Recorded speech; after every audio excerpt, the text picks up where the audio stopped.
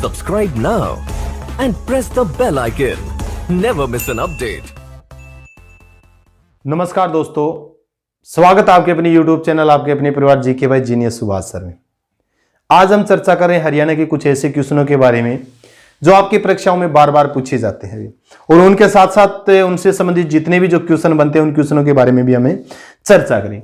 तो पहला जो क्वेश्चन आज दिया हुआ है वो क्या है, हरियाणा गठन के समय में हरियाणा गठन के समय कितने जिले थे भी, कितने जिले थे। ठीक है, ये क्वेश्चन आपका है कितने जिले थे। तो आपको ध्यान हो हरियाणा का गठन कब हुआ था, 1 नवंबर 1966 को भी। तो 1 नवंबर 1966 को जब हरियाणा का गठन हुआ था उस समय 7 जिले थे भी। कितने जिले थे आपके, 7 जिले थे। इंपॉर्टेंट है कौन कौन से जिले थे, आपको ध्यान हो 7 जिलों में से हिसार था आपका, कौन सा था, हिसार, जींद, महेंद्रगढ़, करनाल, रोहतक, गुरुग्राम। कितने जिले थे, गुरुग्राम। और एक था आपका अंबाला भी, क्या था, अंबाला।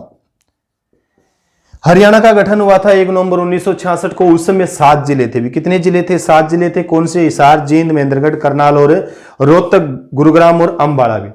अगर जिक्र करें जब ये गठन हुआ था हरियाणा का, उस समय सबसे बड़ा जिला कौन सा था भी, तो सबसे बड़ा जिला कौन सा था उस समय, हिसार था भी। क्षेत्रफल में भी हिसार था और जनसंख्या में भी क्या था आपका, हिसार था भी। क्षेत्रफल में और जनसंख्या में छोटा जो था, छोटा यानी बड़ा तो कौन सा आपका, हिसार आ गया क्षेत्रफल और जनसंख्या में। छोटा आपका था जींद भी। छोटा कौन सा था आपका, जींद। इंपॉर्टेंट है, ये चीज आपको क्लियर होना चाहिए। और जींद हरियाणा का एक ऐसा जिला है जिसका आज तक विघटन नहीं हुआ भी, यानी 1 नवंबर 1966 को जो बना था जींद, वैसा का वैसा इससे कोई भी अलग जिला नहीं बना। ठीक है, ये चीज आपको क्लियर होना चाहिए। 1 नवंबर 1966 को जब गठन हुआ था उसमें कितने जिले थे, 7 जिले थे, 7 जिले थे। परंतु वर्तमान समय का जब हम जिक्र करते हैं तो वर्तमान समय में हरियाणा में कितने जिले हो गए आपके, 22 जिले भी। ठीक है भी, यानी पहले कितने थे, 7 थे, परंतु अब का जैसे जिक्र करें तो अब कितने जिले बन गए आपके, 22 जिले। 7 1 नवंबर 1966 को थे। उसके बाद आपको ध्यान होना चाहिए 1972 का जैसे जिक्र करते हैं, 1972 में भी 2 जिले अस्तित्व में आए थे भी। कौन कौन से थे आपके, जैसे जिक्र करते हैं सोनीपत और भिवानी का भी। यानी 22 दिसंबर भी, क्या पढ़ोगे, 22 दिसंबर 1972 को 2 जिले अस्तित्व में आए थे। कौन से थे, एक तो सोनीपत और दूसरा कौन सा था आपका, भिवानी भी। ठीक है, इंपॉर्टेंट है, क्लियर होना चाहिए। एक सोनीपत और एक भिवानी कब बने थे, 1972 में। इसके बाद में 23 जनवरी 1973 को भी एक जिला अस्तित्व में आया था, कौन सा आपका, कुरुक्षेत्र भी। कौन सा आया था, कुरुक्षेत्र। कुरुक्षेत्र जो जिला बना था कब बना था, 23 जनवरी 1973 को। इसके बाद में 1975 का जैसे जिक्र करते हैं, 26 अगस्त 1975 में भी एक जिला अस्तित्व में आया था और यह जिला कौन सा था आपका, सिरसा भी। कौन सा था आपका, सिरसा। इंपॉर्टेंट है, ध्यान होना चाहिए। 1979 में जो एक जिला और अस्तित्व में आया था वो कौन सा था आपका, फरीदाबाद। इंपॉर्टेंट है भी, यानी 15 अगस्त 1979 को एक जिला अस्तित्व में आया था आपका, फरीदाबाद भी। फरीदाबाद हरियाणा का सबसे कम क्षेत्रफल वाला और हरियाणा का सबसे ज्यादा जनसंख्या रखने वाला जिला अगर कोई है तो वो आपका फरीदाबाद है। और सबसे ज्यादा जनसंख्या घनत्व भी किसमें है, वो भी आपका फरीदाबाद है। औद्योगिक नगरी के रूप में इसको जाना जाता है। 15 अगस्त 1979 को एक जिले के रूप में अस्तित्व में आया था। उसके बाद में 1 नवंबर 1989 भी, 1 नवंबर 1989 को 4 जिले अस्तित्व में आए थे। और 4 जिले कौन से थे, ये थे आपके कैथल, पानीपत, रेवाड़ी और यमुनानगर भी। क्या था, यमुनानगर। ठीक है, ये चीज आपको क्लियर होना चाहिए, यमुनानगर। उसके बाद में 1989 के बाद में 15 अगस्त 1995 को एक और जिला आया था, 15 अगस्त 1995 को, और यह था आपका पंचकुला भी। कौन सा था एक जिला, पंचकुला भी। ठीक है, ये चीज आपको क्लियर होना चाहिए। पंचकुला एक जिले के रूप में अस्तित्व में आया था 15 अगस्त 1995 को। इसके बाद में जिक्र करें 15 जुलाई 1997, 15 जुलाई 1997, तो 2 जिले अस्तित्व में आए थे। 2 कौन से थे आपके, एक तो फतेहाबाद और दूसरा था आपका झज्जर भी। क्या था आपका, झज्जर। यानी फतेहाबाद और झज्जर कब बने थे, 15 जुलाई 1997 को। 15 जुलाई 1997 को इंपोर्टेंट है। इसके बाद में जैसे जिक्र करते हैं 4 अप्रैल 2015 में, ठीक है भी, 4 अप्रैल 2000, यहां लिखते हैं 4 अप्रैल 2005 में, 2015 नहीं 2005 में क्या बना था आपका, मेवात भी, सत्यपुरम मेवात है नाम से बना था ये, सत्यपुरम है मेवात के नाम से। इसके बाद में जैसे जिक्र करते हैं यानी 15 अगस्त 2008 को भी एक जिला बना था आपका पलवल। कौन सा जिला बना था आपका, पलवल। ठीक है, ये चीज भी आपको क्लियर होना चाहिए। 15 अगस्त 2008 को कौन सा जिला बना था आपका, पलवल। इसके बाद में जो अंतिम जो जिला बना है आपका 1 दिसंबर 2016 को, कौन सा था आपका, चरखी दादरी। ठीक है, चरखी दादरी इंपोर्टेंट है, ये चीज आपको क्लियर होना चाहिए, बहुत इंपोर्टेंट है। यानी 1 नवंबर 1966 को हरियाणा में कितने जिले थे, 7 जिले थे। फिर 2 बने, 7 और 2 कितने हो गए फिर आपके 9, सोनीपत और जैसे जिक्र करें भिवानी का। 9 और 1 फिर 10वां कौन सा बना था आपका, कुरुक्षेत्र। 11वां आपका कौन सा बना था, सिरसा। 12वां आपका फरीदाबाद। और 12 के बाद में 4 इकट्ठे बने थे। ठीक है, तो 16 हो गए कौन से, केतल का जिक्र करते हैं, रेवाड़ी, यमुनानगर और पानीपत का। इसके बाद में 17वां जो जिला बना था आपका पंचकुला। और 18वां और 19वां का जैसे जिक्र करते हैं फतेहाबाद और झज्जर भी। 20वां जो जिला बना था आपका कौन सा है, मेवात बना था। 21वां जिला आपका पलवल था। और 22वां अंतिम जिला जो आपका है वो चरखी दादरी भी। डेट याद करने में भी कोई दिक्कत नहीं है। 22 जिले जैसे मैंने बताए हैं, तो 22 जिलों में से 11 जिले तो ऐसे हैं जिनकी 1 नवंबर 1966 और 1 नवंबर 1989, क्योंकि 1 नवंबर 1966 को हरियाणा में कितने जिले बने थे, 7। और 1 नवंबर 1989 को हरियाणा में कितने जिले बने थे, 4 भी।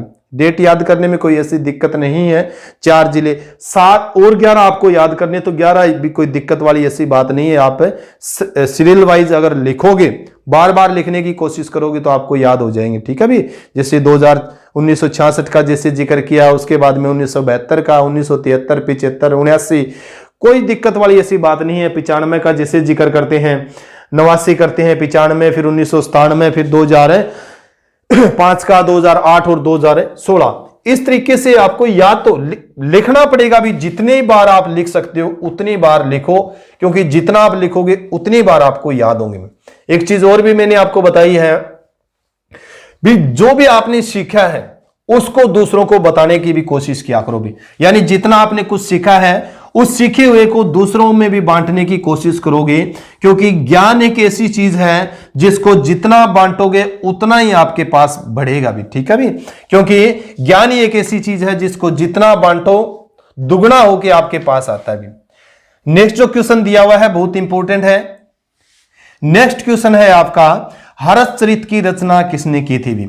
हर्षचरित भी बहुत इंपॉर्टेंट क्वेश्चन है, इससे संबंधित भी बहुत से क्वेश्चन आपके रिपीट होते हैं। हर्षचरित का जैसे जिक्र किया भी, हर्षचरित, तो हर्षचरित किसकी रचना है ये पूछा गया भी, किसकी रचना है भी। बहुत बार ये क्वेश्चन आपका है, तो ये है आपकी बाण भट्ट की भी। किसकी है, बाण भट्ट भी। ठीक है, बाण भट्ट। बाण भट्ट की हर्षचरित भी है और एक कादंबरी रचना भी है। क्या है, कादंबरी। इंपॉर्टेंट है, आपको ध्यान होना चाहिए। कादंबरी को विश्व का प्रथम उपन्यास माना जाता है भी। यानी कादंबरी जो है, कादंबरी को क्या माना जाता है, विश्व का प्रथम उपन्यास माना जाता है। बाण भट्ट जो है ये किसका दरबारी कवि था, ये जानकारी होनी चाहिए आपको। दरबारी किसका कवि था, ये था हर्षवर्धन का भी। किसका था, हर्षवर्धन। यानी हर्षवर्धन के चरित्र, हर्षवर्धन के बारे में जानकारी हमें किस में मिलती है, हर्षचरित में। लेखक कौन है, हर्षचरित के बाण भट्ट। किसका दरबारी कवि था, वो हर्षवर्धन। हर्षवर्धन किस वंश का शासक था, ये वर्धन वंश का शासक था भी, वर्धन वंश का शासक था। और हर्षवर्धन के पिता का जैसे जिक्र करते हैं, तो पिता जो इसके थे वो प्रभाकर वर्धन भी। क्या था, प्रभाकर वर्धन भी, ठीक है, प्रभाकर वर्धन इसके पिता थे। और माता का जैसे जिक्र करते हैं तो यशोमती भी, माता कौन थी इसकी? यशोमती। भाई का जैसे जिक्र करें तो राज्यवर्धन, क्या था भाई का नाम? राज्यवर्धन। और बहन का जैसे जिक्र करें तो राज्यश्री भी, क्या थी इसकी बहन का नाम? राज्यश्री। और राज्यश्री के पति का जैसे जिक्र करें तो इसके पति का नाम था ग्रह वर्मा भी, ठीक है, आपको ध्यान होना चाहिए, मैंने कई बार इसके बारे में आपको बताया भी है पहले भी जानकारी इनके बारे में दी हुई है। हर्षवर्धन वर्धनवंश का शासक था, पिता का नाम प्रभाकर वर्धन, माता का नाम यशोमती, भाई का नाम राज्यवर्धन, बहन का नाम है राज्यश्री, ठीक है। राज्यश्री के पति का नाम क्या था? ग्रह वर्मा। कहां के शासक थे? कनौज के। हर्षवर्धन की राजधानी पूछा जाता है, भी राजधानी क्या थी? तो थानेसर भी, क्या थी इसकी राजधानी? थानेसर। ये जानकारी आपको होना चाहिए। हर्षवर्धन का जन्म मृत्यु के बारे में भी पूछा जाता है, भी जन्म कब हुआ था? तो जन्म हुआ था 590 ईस्वी, ठीक है भी। और मृत्यु का जब जिक्र करते हैं तो मृत्यु हुई थी 647 ईस्वी में। गद्दी पर कब बैठा था? इंपॉर्टेंट है, गद्दी पर है, तो गद्दी पर बैठा था 606 ईस्वी में, 16 वर्ष की उम्र में भी। कितनी वर्ष की उम्र में? 16 वर्ष की उम्र में, इंपॉर्टेंट है। इसके काल में एक चीनी यात्री आया था, अभी कौन आया था? चीनी यात्री आया था, और चीनी यात्री का नाम क्या था? हवेन सांग भी। कौन आया था? हवेन सांग आया था भी। हवेन सांग ने एक पुस्तक लिखी थी, क्या नाम था इसका? सियुकी। कौन सी पुस्तक लिखी थी उसने? सियुकी। चीनी यात्री जो हवेन सांग आया था। और हवेन सांग ने, आपको ध्यान होना चाहिए, हरियाणा कुरुक्षेत्र थानेसर का भी वर्णन किया है, ठीक है, ये जानकारी आपको होनी चाहिए। हवेन सांग जो है इसको क्या कहा जाता है? यात्रियों का राजकुमार कहा जाता है, यात्रियों का राजकुमार कहा जाता है। और आधुनिक साक्य मुनि भी कहा जाता है भी, आधुनिक साक्य मुनि।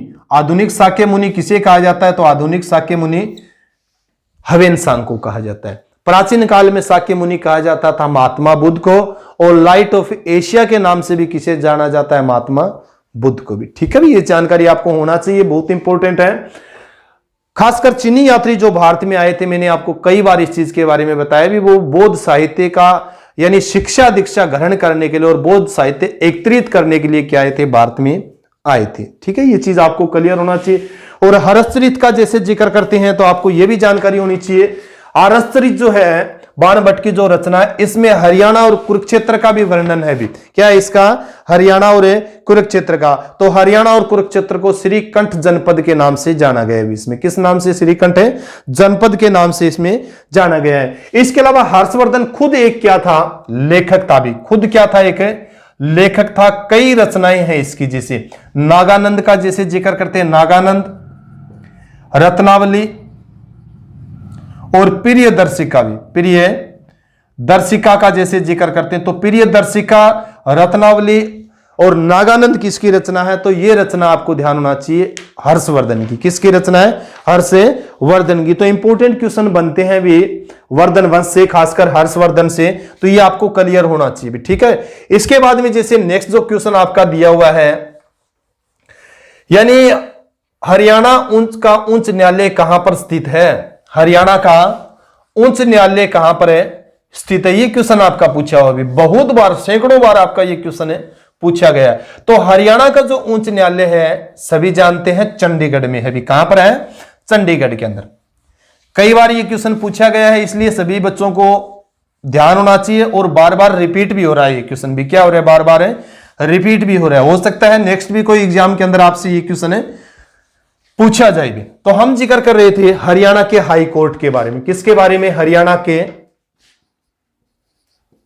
हाई कोर्ट भी, यानी हरियाणा का जो उच्च न्यायालय कहां पर है अभी? हरियाणा का उच्च न्यायालय।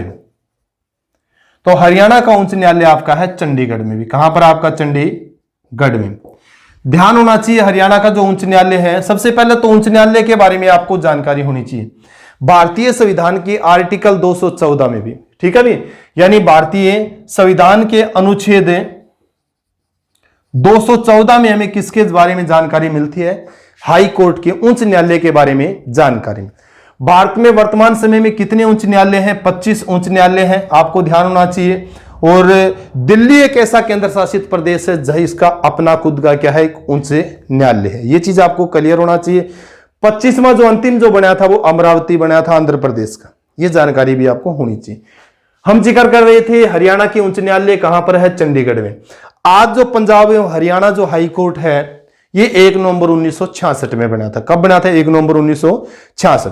उससे पहले देखते हैं भी पंजाब और हरियाणा किसके अधीन आते थे, किस हाई कोर्ट के अधीन आते थे। तो पहले लाहौर उच्च न्यायालय होता था भी, कौन सा होता था? लाहौर उच्च न्यायालय भी, ठीक है भी, इंपॉर्टेंट है। पहले कौन सा होता था आपका? लाहौर उच्च न्यायालय होता था। स्थापना कब हुई थी? जैसे जिक्र करते हैं लाहौर उच्च न्यायालय की 1919 में भी। कब स्थापना हुई थी? 21 मार्च भी, क्या 21 मार्च 1919 में क्या हुई थी? इसकी स्थापना हुई थी। कहां पर है? लाहौर पाकिस्तान में भी, लाहौर है पाकिस्तान।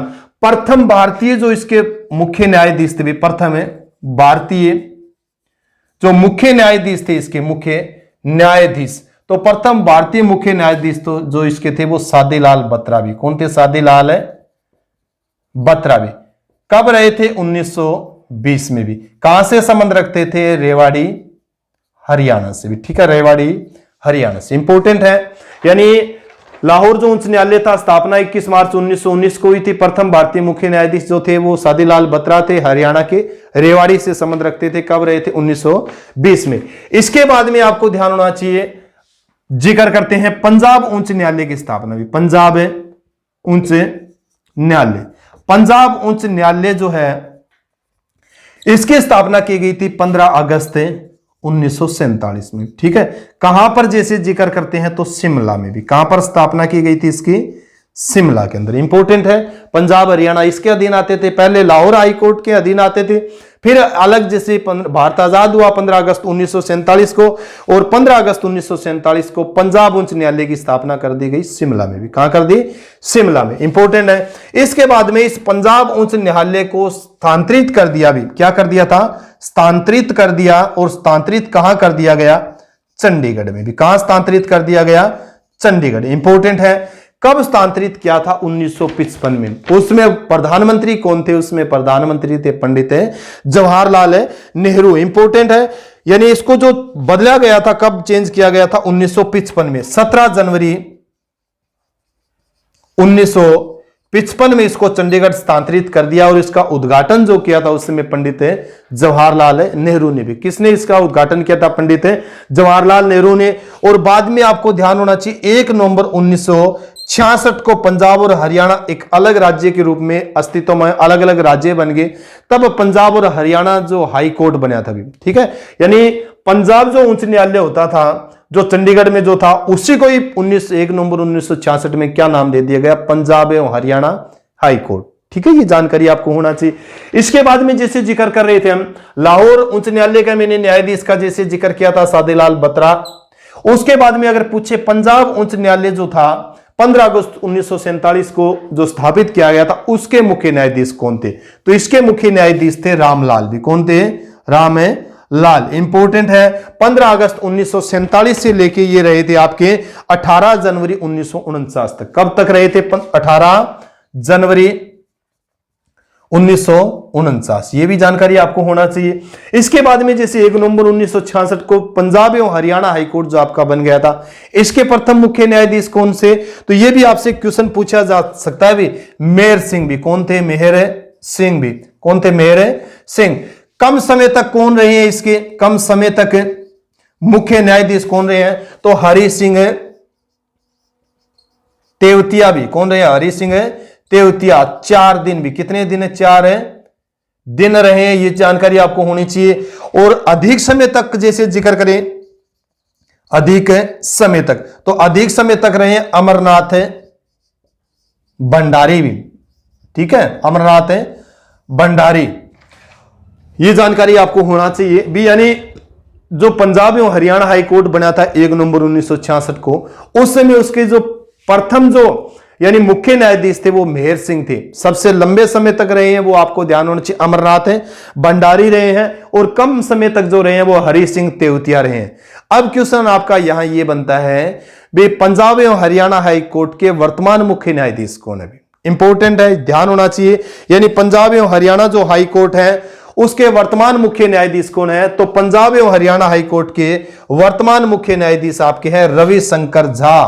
क्या है? रविशंकर झा भी इंपॉर्टेंट है। वर्तमान में जो इसके मुख्य न्यायाधीश है वो रविशंकर झा है, क्योंकि पूछने की सबसे ज्यादा संभावना इसी क्वेश्चन की है। वर्तमान जरूर पूछा जाएगा, पहला पूछा जाएगा, वर्तमान भी पूछा जाएगा, ठीक है भी। तो आपको सभी के सभी जवाब देना है। लाहौर उच्च न्यायालय था, उसके कौन थे?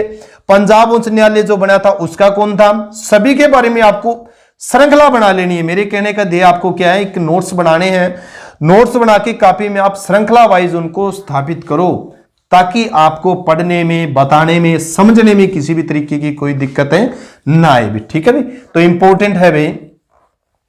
नेक्स्ट जो क्वेश्चन दिया हुआ है जैसे जिक्र करेंगे, यानी सबसे पहले तो आप इनको लिखने की कोशिश करो भी, नोट्स बनाओ। जितना अधिक आप लिखोगे ना उतने ही क्या आपको याद होंगे भी, ठीक है भाई।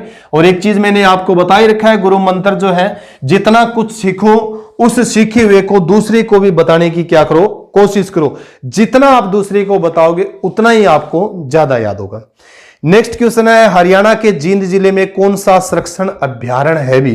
रिजर्व क्षेत्र है, रिजर्व अभ्यारण्य भी हरियाणा के जींद जिले में भी, जींद जिले में कौन सा संरक्षण अभ्यारण्य है भी, ठीक है भी, इंपॉर्टेंट है। रिजर्व अभ्यारण्य का जैसे जिक्र किया तो आपको ध्यान होना चाहिए, हरियाणा में 2 रिजर्व अभ्यारण्य है भी। तो कौन सा आपका, ये जो जींद वाला ही क्लियर करते हैं सबसे पहले। तो जींद में कौन सा आपका है? तो जींद में आपका है वीरबारा अभ्यारण्य भी, ठीक है, वीरबारा अभ्यारण्य इंपॉर्टेंट है, अभी ध्यान करना इसको। यानी हरियाणा में आपके 2 ही रिजर्व अभ्यारण्य है, यानी रिजर्व संरक्षण जैसे जिक्र करते संरक्षण अभ्यारण्य है। एक तो आपका जींद में है वीरबारा, और दूसरा आपका सरस्वती वन्य अभ्यारण्य भी। कौन सा है? सरस्वती वन्य अभ्यारण्य भी, ठीक है। ये चीज आपको जानकारी हो, यानी सरस्वती वन्य अभ्यारण्य ये आपका कैथल और कुरुक्षेत्र में है भी, कैथल और कुरुक्षेत्र में, ये जानकारी आपको होना चाहिए। राष्ट्रीय उद्यान पूछ ले तो राष्ट्रीय उद्यान कितने हैं हरियाणा में? राष्ट्रीय उद्यान, तो राष्ट्रीय उद्यान हरियाणा के अंदर है 2 भी। एक तो आपका है जैसे जिक्र करते हैं कलेसर, और दूसरा कौन सा है? सुल्तानपुर पक्षी विहार भी, सुल्तानपुर पक्षी विहार। ये 2 राष्ट्रीय स्तर के हैं आपके। कलेसर जो आपका है यमुनानगर में है, और सुल्तानपुर पक्षी विहार आपका किस जिले में है? गुरुग्राम में भी। किस जिले में? आपका गुरुग्राम में है। वन्य जीव अभ्यारण्य का अगर जिक्र करें तो वन्य जीव अभ्यारण्य हरियाणा में 8 है भी, ठीक है भी। यानी वन्य जीव अभ्यारण्य का जैसे राष्ट्रीय उद्यान आपके कितने हैं? 2 है, और संरक्षण अभ्यारण्य का हम जिक्र करें तो आपके कितने? 2 है। इसके अलावा वन्य जीव अभ्यारण्य का जैसे जिक्र करें भी, क्या है? वन्य जीव अभ्यारण्य। तो वन्य जीव अभ्यारण्य हरियाणा में कितने हैं? 8 है भाई। कितने हैं आपके? 8 है, ठीक है। ये जानकारी भी आपको होना चाहिए। 8 कौन से हैं? तो 8 में बड़ा अगर आपका है तो अबूबसर नंबर 1। तो कौन सा है आपका? अबूबसर है, अबूबसर। क्षेत्रफल के हिसाब से हरियाणा का सबसे बड़ा वन्य जीव अभ्यारण्य कौन सा है? तो ये अबूबसर है, और हरियाणा के किस जिले में है? सिरसा जिले में। किस जिले में है? सिरसा जिले में है। 11,530 हेक्टेयर में फैला हुआ भी। कितने हेक्टेयर में? पर 11,530 हेक्टेयर में। उसके बाद में दूसरा जैसे जिक्र करते हैं तो कौन सा आपका? छिलछिला है भी, छिलछिला किस जिले में है हरियाणा के? तो ये रहेगा आपका कुरुक्षेत्र में। किस में रहेगा? छिलछिला वन्य जीव अभ्यारण्य है, ये कुरुक्षेत्र में है। 28.92 हेक्टेयर क्षेत्र में फैला हुआ है। इसके अलावा और भी जैसे याद कर सकते हो, सरस्वती वन्य जीव अभ्यारण्य कैथल में जैसे जिक्र कर सकते हो। नाहर वन्य जीव अभ्यारण्य रेवाड़ी में भी, नाहर वन्य जीव अभ्यारण्य कहां है आपका? रेवाड़ी में। भिंडावास और खापरवास का जैसे जिक्र करते हैं तो ये आपके रहेंगे झज्जर में भी। बहुत इंपॉर्टेंट है। नेक्स्ट जो एग्जाम होने हैं उन एग्जामों में आपके यहां से कोई ना कोई क्वेश्चन पूछा जा सकता है। सरस्वती वन्य जीव 3 नंबर क्या लिखोगे? सरस्वती वन्य जीव अभ्यारण्य जो आपका है। इसके अलावा भिंडावास का जैसे जिक्र कर सकते हो, भिंडावास है। खापरवास अभी क्या है? खापरवास है। और नाहर है भी, क्या है? नाहर वन्य जीव अभ्यारण्य। खापरवास भिंडावास आपके कहां पर है? झज्जर में। और नाहर वन्य जीव अभ्यारण्य का हम जिक्र करते हैं तो नाहर आपका रेवाड़ी में है भी। कलेसर वन्यजीव अभयारण्य का हम जिक्र करते हैं। कलेसर देखो राष्ट्रीय उद्यान भी है और वन्यजीव अभयारण्य भी है। कलेसर आपका रहेगा यमुनानगर में, और वीर शिकारगढ़ रहेगा आपका पंचकुला में भी। कहां रहेगा आपका? पंचकुला के अंदर। तो यहां से क्वेश्चन तो आपके रिपीट होने ही होने भी, ठीक है। इसके अलावा देखो प्रजनन केंद्र भी है भी, जैसे हम जिक्र करते हैं चिकारा प्रजनन केंद्र है और मोर व चिकारा प्रजनन केंद्र है। तो चिकारा प्रजनन केंद्र आपका केरू भिवानी में भी, मोर व चिकारा प्रजनन केंद्र आपका झाबुआ रेवाड़ी में है, ब्लैक बक प्रजनन केंद्र आपका पीपली में भी। कहां पर है? पीपली में। गिर्द प्रजनन केंद्र जो आपका है वो पिंजौर में भी, ठीक है। फिजेंट प्रजनन केंद्र भी कहां पर आपका? ये भी आपका पिंजौर के अंदर है। इंपोर्टेंट है मोरनी हिल का जैसे जिक्र करते हैं। गिद्ध संरक्षण और रेड जंगल फाउल भी आपका कहां पर है? पिंजौर में। गिद्ध प्रजनन केंद्र जो आपका है पिंजौर में, इंपोर्टेंट है। मैंने इनके बारे में वैसे विस्तृत जानकारी आपको दे रखी है ऑलरेडी, पहले क्लासें बनाई हुई है इनसे संबंधित भी। अगर किसी बच्चे को विस्तृत जानकारी इनके बारे में पढ़नी है तो आप हरियाणा जीके की प्लेलिस्ट देख जाके उससे वहां से आप पूरी डिटेल, पूरी गहरी जानकारी आप प्राप्त कर सकते हो, ठीक है। तो ये इंपॉर्टेंट बहुत है। मगरमच्छ प्रजनन केंद्र भी है भी, भोर सेदान। जैसे पेवा से कुरुक्षेत्र जाते हैं हमें तो रास्ते में गांव आता है भोर सेदान, ठीक है भी। तो भोर सेदान में मगरमच्छ प्रजनन केंद्र भी इंपॉर्टेंट है, ध्यान होना चाहिए इस चीज के बारे में। मगरमच्छ के बारे में भी, मयूर और चिकारा प्रजनन केंद्र के बारे में भी, चिकारा के बारे में, ब्लैक बग गिद्ध संरक्षण के बारे में, गिद्ध संरक्षण व प्रजनन केंद्र पिंजौर भी। गिद्ध है, इसको प्रकृति का क्या माना जाता है? सुरक्षा माना जाता है, क्योंकि प्रकृति जो वायु है, वातावरण जो उसको सबसे शुद्ध, गली सड़ी जो है चीजों को खाने में बड़ा उसको चट कर जाता है मिनटों में गिद्ध। अभी तो गिद्ध रहे नहीं, प्रकृति का संरक्षक के रूप में इसको जाना जाता है, प्रकृति का संरक्षक के रूप में इसको जाना जाता है। तो आज की क्लास में इतना ही। नेक्स्ट क्लास में मिलते हैं, किसी और क्वेश्चनों के बारे में हम चर्चा करेंगे। क्लास कैसी लगी आप कमेंट करके जरूर मेरे को बताएं। इसी के साथ सभी बच्चों को जय हिंद, जय भारत।